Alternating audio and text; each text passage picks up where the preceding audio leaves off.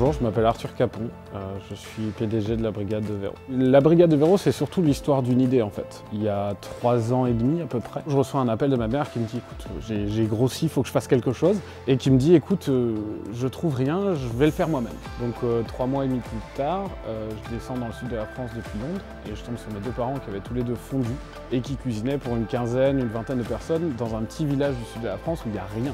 Donc quand je dis rien, c'est pas un panneau publicitaire, à peine la DSL, enfin moi je vois ça, je me dis c'est dingue, il y a un mouvement qui est en train de se créer, il y a un truc quoi, c'est le bouche à oreille, c'est les copines des copines, etc. Et je me dis ce serait marrant de leur donner une petite voix sur internet, et j'ai créé un site internet mais très basique pour avoir simplement les paiements en fait. Et de là a commencé le régime de Véro en fait. On s'est très vite rendu compte que ça a explosé, on a fait x2 et puis x2, puis x2. Et on s'est dit bon ok, il y a un truc à faire, il faut créer une boîte. Et c'est là qu'on a loué notre premier local. Là on est dans le plus grand, mais le premier local qu'on a appelé nous le petit kebab, mais qui faisait 60 mètres carrés à tout péter et qui était une ancienne boucherie en fait. On faisait nos plats, on les mettait en barquette, on les mettait en box, et puis on les mettait dans notre frigo. Et les clients venaient chercher. Donc ça, c'était le tout début. On a commencé le 1er mars 2017.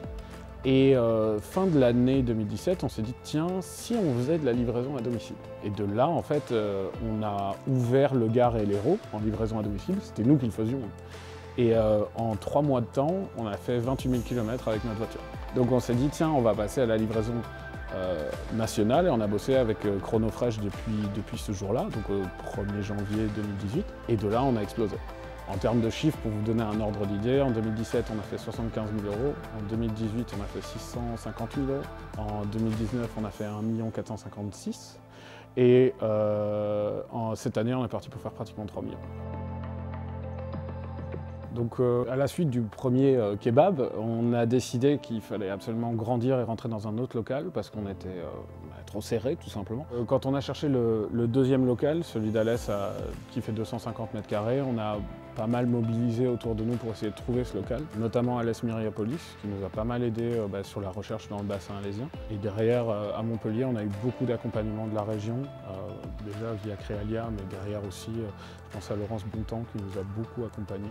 Donc en fait, ce qui s'est passé, c'est qu'on a grandi tellement vite qu'on s'est retrouvé dans une situation où en fait, on avait de plus en plus de clients et on n'avait pas suffisamment de moyens pour pouvoir avoir suffisamment de machines, suffisamment de places, etc. Donc on s'est vite retrouvé dans une situation où on manquait de financement, et c'est là où on a vachement été accompagné, que ce soit par la Banque Populaire qui nous a beaucoup aidé et qui a cru en nous, parce que l'air de rien, quand on a une boîte qui doit scaler à cette vitesse-là, il faut des gens qui sont très réactifs. Ils nous ont conseillés aussi, ils nous ont envoyés vers Créalia qui nous a aidés à remonter un peu les fonds propres.